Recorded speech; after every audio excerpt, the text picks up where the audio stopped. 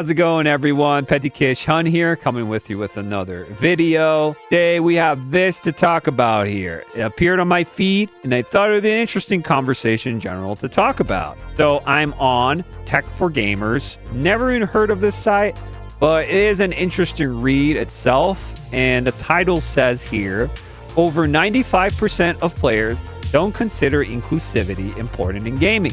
Forced inclusivity is an enemy of creativity. You don't say!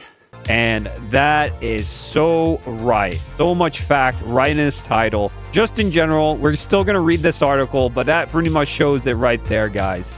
Gamers have spoken once again. They don't want this crap. They don't want any political ideology, any force messaging, censorship in their games. They don't want this crap. They don't want it. They just want good gameplay, good stories, and good characters. And Concord's no more anymore because the art style was ass and it was pandering to the modern audience. And you know what happens when you pander to the modern audience? Where's the rest? The money. Where is the rest? Where is the money? You lose it all. As well as we're gonna see Square Enix on Sweet Baby Inc.'s site. They were taken down. Square Enix, they're not working with them, or maybe on the side they're doing a thing where it's more of a hush hush. We're working with you guys, but we don't want you guys to be exposed. You don't have a good name anymore, but we just don't want you to be in the spotlight at this very moment. Maybe that's what's happening. I don't know. As well as Sweet Baby breaking down, like, we're gonna burn the video game industry to the ground if we don't get our way, saying stupid stuff like that. But before we read this article, guys, I'd love if you guys could like, share, sub, follow on this channel. I appreciate if you can do that. It really does help me a lot on this channel. Let's push that algorithm forward, bring you more videos like this in the future. Inclusivity is an unfortunate trend that has picked up in the industry over the past few years.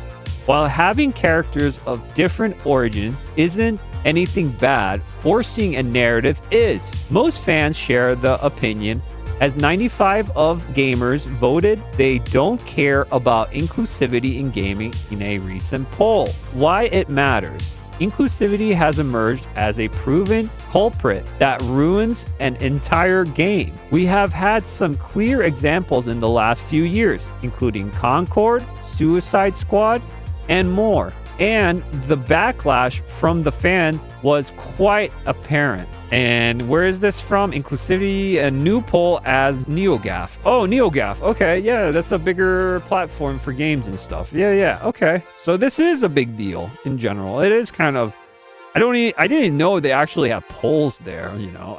I didn't know that. But yeah, that's interesting. Okay. The gamers have spoken once again. Now, inclusivity isn't a bad thing at all.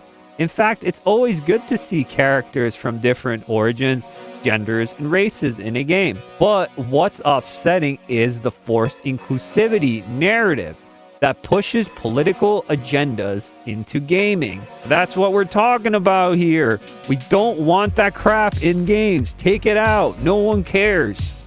If you want to make your own DEI game, make your own DEI game. See what happens. We saw that with Dustborn. We saw that with Concord. I'm just saying here. Stop touching existing IPs and changing it for the modern audience, because the modern audience likes the same games we do. The gamers are hungry for good content, and we're not getting any good content because it's lacking and it's so softened and downgraded. And it doesn't feel like when I grew up in the 90s and the early 2000s. It doesn't feel like that no more.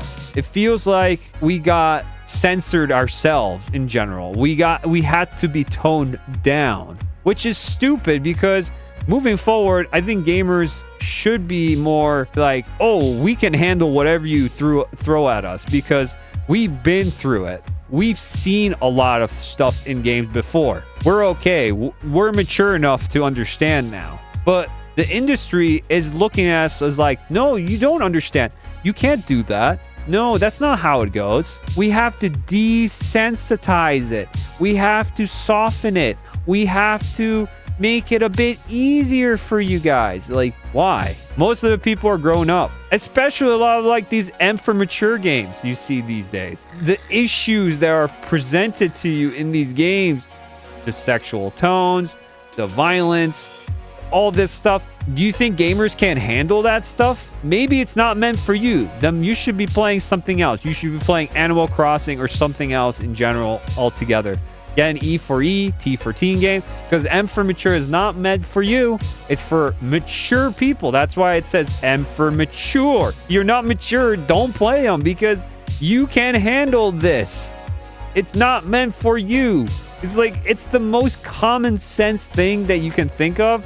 It's so dumb. It's so dumb. For context, Suicide Squad Killed the Justice League introduced Miss Freeze in its latest season. The character has a huge history in comics, movies, and TV shows, and has always been Victor Fries, or Mr. Freeze. The idea of changing that attracted a lot of criticism. Yeah, because you changed it to a woman. And also, Miss Freeze doesn't look like a Miss Freeze. It looks like a non-binary Freeze.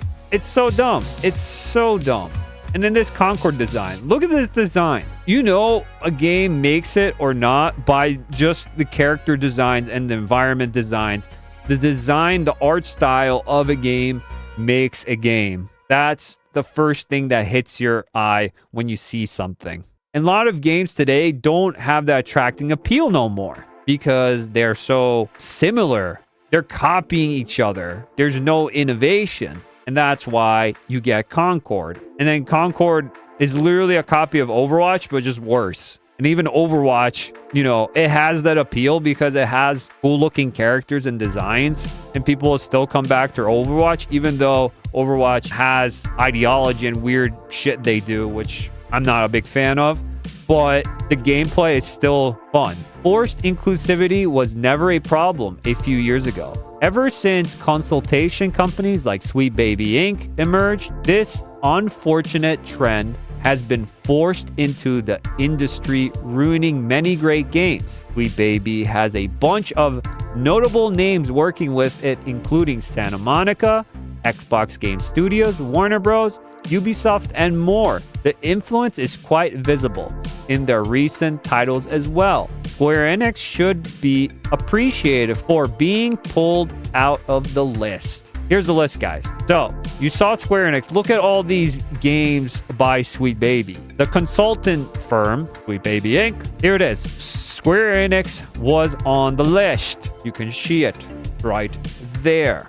And now, updated, it's not there. There was what right next to Ubisoft and Warner Bros. Let's see. Huh? Where's Square Enix?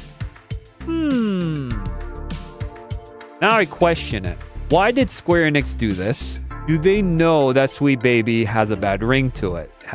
It's not looking too good for Sweet Baby Inc. I've heard other people talk in the space, obviously. Other content creators also thought about it. And I think a lot of companies are going to be pulling away from Sweet Baby Inc. It's not just going to be Square Enix in general, but they're not pulling away from it. They don't want to be known, but they're still going to be working with them behind the scenes. They're just not going to be put on the spotlight, like I said in the beginning. They're not going to be mentioning modern audiences moving forward. They're going to be in the credits. Let's say they won't be advertising themselves into the games itself. It's going to be too late. If you know that Sweet Baby Inc. is working on this game, you won't know until you buy the game and you played it through, and then you'll realize that this is a Sweet Baby Inc. game. But you know a lot of times just by the themes and a lot of just narrative choices, you know it from the game itself, from a couple of trailers or anything, that it's a Sweet Baby game. You could tell it's a Sweet Baby game. You see Suicide Squad, it's a Sweet Baby game. You see Forspoken, you see that Sweet Baby game. Also, Black Girl Gamers, Hit Detection, and Gamer X. Gamer meaning with a Y and then X at the end. Gamer X. There you go. Weird. These are all consultant firms. I think they're going to be silent. They're not going to put in modern audience. You're going to buy the game, and by then it'll be too late. Until, like, Kerbutus on their site, the DEI detective, they're going to put it on their site and tell you should probably not buy this game because it has DEI in it. It's consulted by this person or this company moving forward. It's very scammy. If they're actually doing good, they wouldn't be hiding. They've been exposed. Now they've been fully exposed and now they're hiding. It's not looking good for these consulting firms. People are not buying the games. If they're working on it, people are not buying these games whatsoever. Gamers are smarter and understand this now more than ever. Just look at this. Square Enix tweeted this. Come join us for our Pride live stream feature Little Goody Two Shoes. And it has the Pride flag. That's all you need. Little Goody Two Shoes. Never heard of this game. But why are they doing Pride flags? It's not Pride Month. It's more of like the spooky month right now, Halloween. And this looks like a spooky game, like an indie spooky game. I don't understand why they're doing that theme when you should be going to more of the spooky theme instead of the Pride theme. Not a great plan. And this is what I'm talking about. Square is pushing for this kind of messaging, but they're off of this Sweet Baby Inc. site. And it's really conflicting, to be honest. Let's say it's very conflicting. Are they doing good? Are they doing bad? I don't think so. I think they still have that push for these ideologies. They still are pushing these messages. If you go to Japan, they probably would not have this whatsoever. They wouldn't give a crap about this. This is only a Western thing. They would do this in the West, obviously. And look, comments are turned off. What a surprise, right? What a surprise. Comments are going to be turned off. Wow. Okay. There you go. Actually, let me check this out. Let me check this game out. Little Goody Two Shoes. Let's see how it's doing on the Steam chart. Whoa. Okay. So, yikes. It's not doing too good. All-time peak, 452 players right now. 32. Last 24 hours, 41 people. It's up and down, but that is not good. It's still better than Dustborn. Let's just say that. But that's not good numbers. That's pathetic numbers. Just saying. Not good whatsoever. Yikes. Okay. So this is what I'm talking about. People don't care. Because now you push the message and now people are not going to get this game. I know some people would actually be interested in this because the animation looked kind of cool, what I've seen of it. But this is not what you do. This is how you tank a game. Just like we just read that article. 95% of gamers don't want this shit. That's what happens. Right when I finished my video, I wanted to check out Sweet Baby Inc.'s site. And guess what? They had a huge update recently. And the update is actually really surprising because the things that I just said actually happened. Okay, so they're like, Sweet Baby Inc. is an award-winning team of writers and narrative designers who help make stories better. With over 30 games shipped from AAA, indie, and solo developers, we are not just contractors. We are storytellers who can take your project to the next level. BS that gamers don't like I said in this in the article we were talking about. So they have a couple of games. They're like, what we do, consult. They show some of the games they worked on. And then you go to the bottom and it doesn't have the studios no more that they worked with are all gone. Isn't that interesting? Like I said, the next step is to not show them in the spotlight. Do not show them what games they are working on, what studios they are working on. The games, some of these games are already here, but these games are already made. They've already been here. The interesting part, they took down Square Enix. Now they took down all the companies. So they're going silent. Like what I said, they're going to be doing more consultings in games. It's literally what I was talking about is actually happening right this very moment. So yeah, I'll continue with the video. Here's that Sweet Baby thing I was talking about, guys. Sweet Baby Inc. employees admit its goal is burning the game industry to the ground. They said this in some sort of talk, this non-binary, meaning it's a dude right here. That's all you need. These people don't like gamers. They don't like you. They want their message to be pushed out there in the games. They want it their way, and they'll get anything they can to do it. Gamers have spoken, and all these fraud, all these shills, grifters out there, like Sweet Baby Inc. and the others firms out there, they're pretty much shown their true colors. Literally their true colors. Why are you gay? But yeah, what do you guys think about this whole thing? Let me know in the comments below. If you like this video, I thank you so much for watching this long. And if you didn't like this video, I still thank you so much for watching this long. Till the next time, guys, I'll see you in the next one. Have a good one, all.